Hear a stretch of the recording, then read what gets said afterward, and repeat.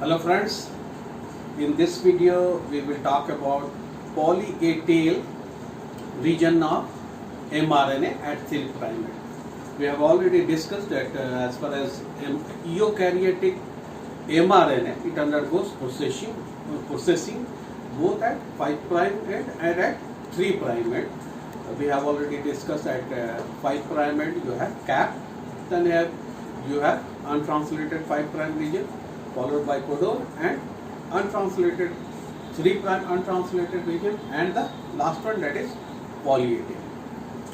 So what it is poly A tail? Obviously poly means your number, some amount of number is there, it indicates number. A is for adenylate. A is for adenylate, that is you have adenylate. When you talk adenylate, you are talking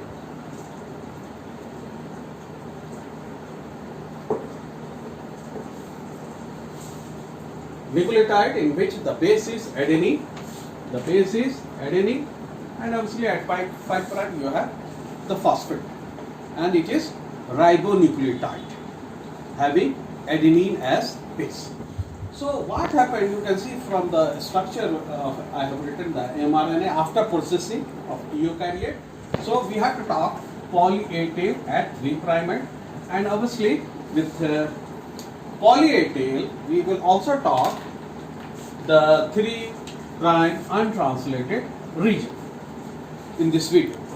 So here is the statement that eukaryotic mRNA, I told you that it undergoes primary transcript, that is the mRNA which obtains after transcription by RNA polymerase II. It undergoes modification, or you also call it processing, to form poly A tail at 3' end. And this process of formation of poly A tail is also called polyadenylation.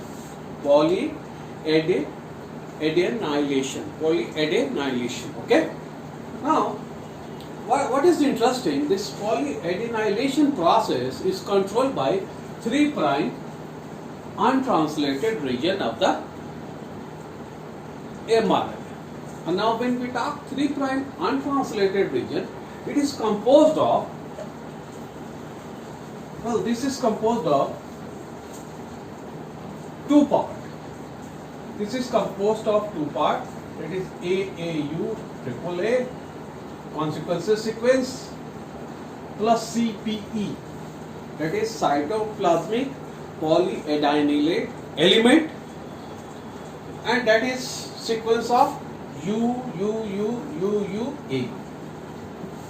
So what we have said, we said that this polyadenylation, that is formation of poly A tail, is controlled by the 3' untranslated region of the mRNA, and this 3' untranslated region has consist of this AAU AAA consequences sequence. It is called consequences sequence, and CPE, that is cytoplasmic polyadenylation element, which is also a sequence of this, that is 5A. Now, when you talk 3' untranslated region and the consequences sequence AAA, it is inside, that is, it is before 6 to 26. It is before 6 to 26 bases before poly A tail addition site in mRNA.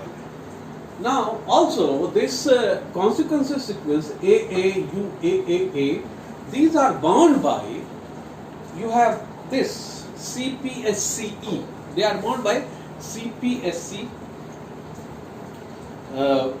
which is called CPSC factor, which is called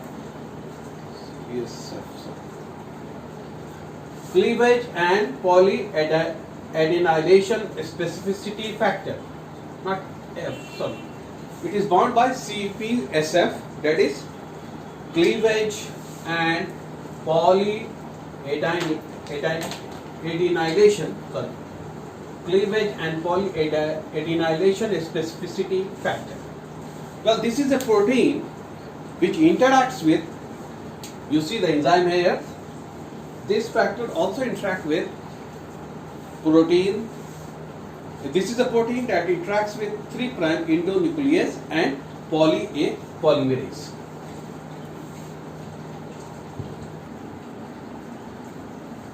Once this RNA polymerase, once RNA polymerase has transcribed the 3' end coding region of DNA.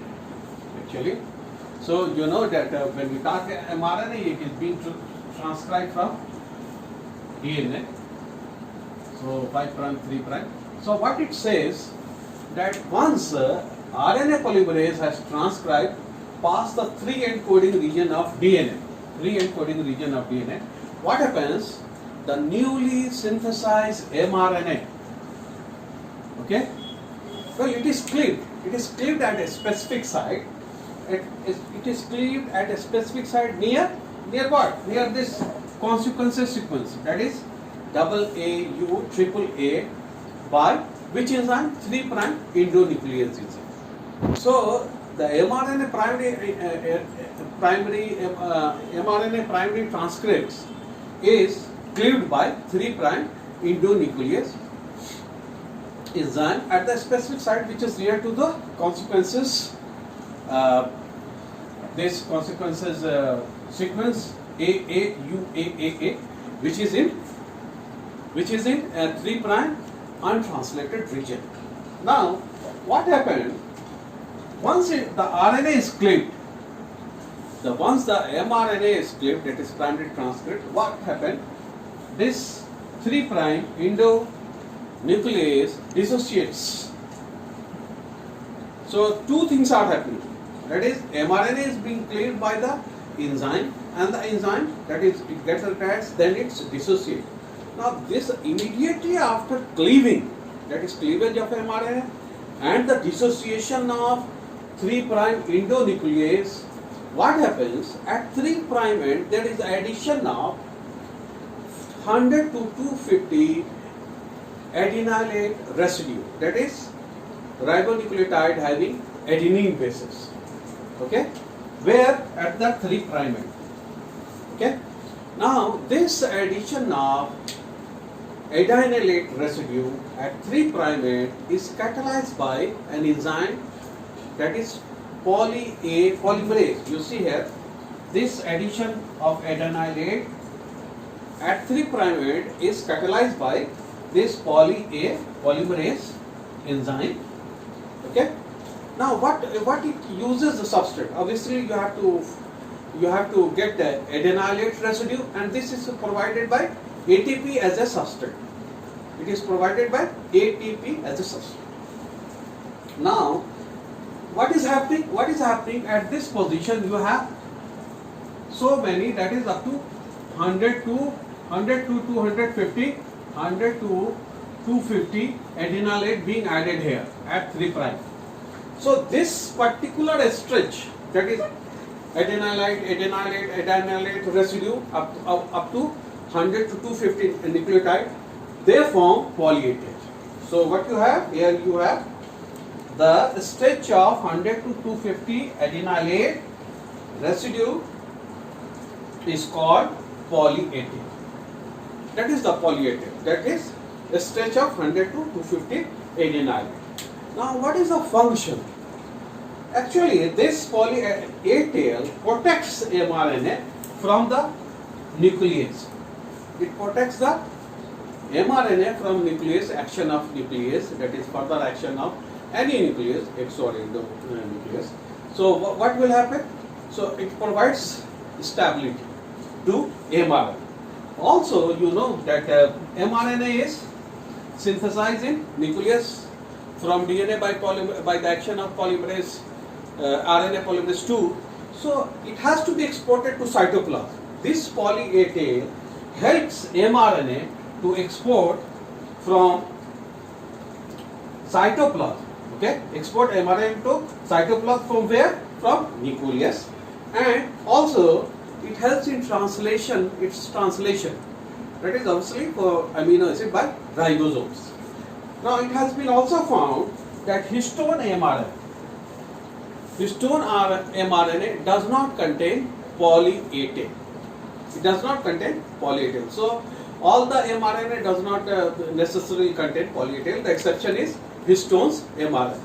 Apart from that, you may be there is some input I want to give that after this poly A tail there is another 10 to 30 nucleotide downstream beyond the poly A tail, flanked by at 3' end.